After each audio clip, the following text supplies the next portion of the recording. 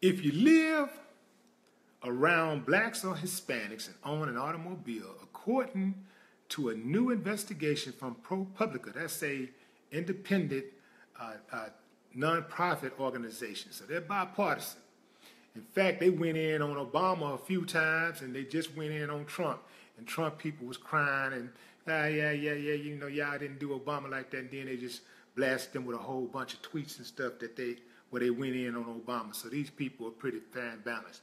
So ProPublica said, you're probably not getting your car insurer's secret white discount if you live in or near a minority community. For years, insurance companies have defended the fact that they charge customers in minority urban neighborhoods higher premiums than people who live in a majority white neighborhood. Few people question these companies' assertions that the risk of accident was higher in areas where minorities live. So insurers charged residents of these communities more to offset the probable payoffs. So then it says that the algorithm used to determine insurance rate are secret, proprietary formulas, so people accepted the industry's explanation as fact. But check this out. Here's where it gets interesting. But when the nonprofit investigative journalism organization ProPublica and Customer Reports examined 100,000 premiums, y'all, for insurance in 4 states, they found that companies routinely charged higher premiums for people who lived in minority neighborhoods, even though the risk of accident was the same as for customers who lived in predominantly white parts of town. The same town. The groundbreaking study controlled for variables by looking at what a single imaginary customer, a 30-year-old woman with a safe driving record, would pay for liability coverage in different zip codes, and discovered that many of the disparities in auto insurance prices between minority and white neighborhoods are wider than differences in risk can explain. In some cases, insurers such as Allstate, these are your big ones, I'm sure some of y'all just gonna ring a bell for some of y'all. Geico, Liberty Mutual were charging premiums that were on an average 30% higher in zip codes where most residents are minorities than in whiter neighborhoods with similar accident costs. Even after researching insurance payouts and controlling for differences in traffic, government oversight, crime rates, the number of claims filed, and even the type of car, ProPublica still found that in California, Illinois, Texas, and Missouri, the 4 states the study focused on, if you lived in the black part of the city, you probably paid more for your car insurance than a resident of a white section did, even though they had the same likelihood of filing a claim. These are apples than apples. These ain't apples and oranges. When the researchers looked at the wealthy part of Los Angeles called the Black Beverly Hills and compared it with the lower to middle-class white suburb of Woodland Hills, the results were the same. If you live in minority neighborhoods, you paid more. Not poor neighborhoods, just simply minority neighborhoods. ProPublica found in industry's practices reminiscent of redlining, the decades-long government practice of raising mortgage rates and denying loans in majority black areas that is synonymous with financial segregation. Black people found the practices reminiscent of, oh well, America? It's the same shit, y'all, over and over and over again. So when I hear some of y'all trolls coming to my page, getting all logging on my Facebook account, Why y'all whine? Y'all crying? No, you want us to suffer in silence. Y'all cried for 8 years. Y'all, in fact, y'all been crying since this country was here, since y'all came over here. Y'all been crying.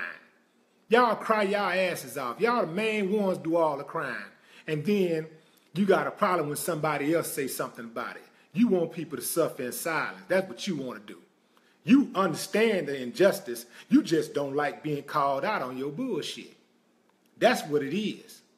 See, when the playing field get leveled and they get done with the discrimination, when that's out the door, when y'all stop all this these insurance companies stop all this bias practice, and companies like Pepsi, billion-dollar companies, stop making insensitive commercials, disrespecting, civil rights movements and whole groups of people, then, hey, man, I shut the hell up. Because I'm the last person that is a complainer. What I'm talking to you about, this ain't complaining, sucker. This ain't complaining. This calling you out. This letting the people know what's going on. That's why you say what you say. You trying to silence me. You don't want to hear me tell the truth. That's why you talk that shit. You know I'm telling the truth, but you can't stand to see my face. You can't stand when I tell it, because you know you part of the problem, and you don't want to hear it. But guess what? As long as I got blood pumping through my veins, I'm going to call it what it is.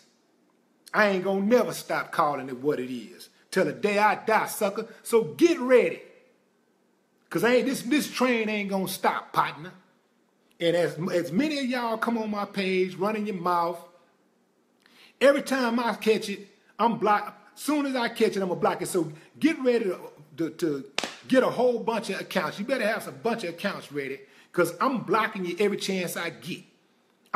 So when you make your little, go on your little diatribe, do your little diatribes and all that stuff, man, I'm finna block all that. Go ahead and spend 15 minutes gathering your thoughts and typing up your little, your little anti-Willie D remarks. Go ahead. Soon as I see it, I'm going to delete it. So that's work that you did for nothing, sucker. And this skin right here, this skin is thick. This thick skin, partner. I'm from the gutter. This thick skin. I done survived a whole lot more than an internet gangster. So all that what y'all saying ain't nothing to me. But what you ain't gonna do is get on my platform and shine. So as soon as I catch it, I'm gonna block it. And I'm telling anybody that's following me, anybody that support what I do, man, go in on their asses. Because all they try to do is come on the page and try to shame you into silence. Just be silent. Oh, you whining, you crying, you complaining. Well, what the hell you do when somebody mistreats you? What do you do? You call them on their shit. Then there's some other things that can be done, but we don't talk about all that. But you sure gonna get the business though, one way or the other. Believe that. So that's what's going on, y'all. Don't think it ain't. That's the good old boy system of the black tax. They gonna tax. It's just amazing how they will go to the poorest neighborhoods. And this is, again, the rich, another example of the rich taking advantage of the poor. People say, they look at the poor. A lot of times people that got money, or people that's well-to-do, or even just people that's, been brainwashed to think that the poor people in America only is the problem. And I'm not saying that black people are the only poor people in America, or even Hispanics are the only poor people in America.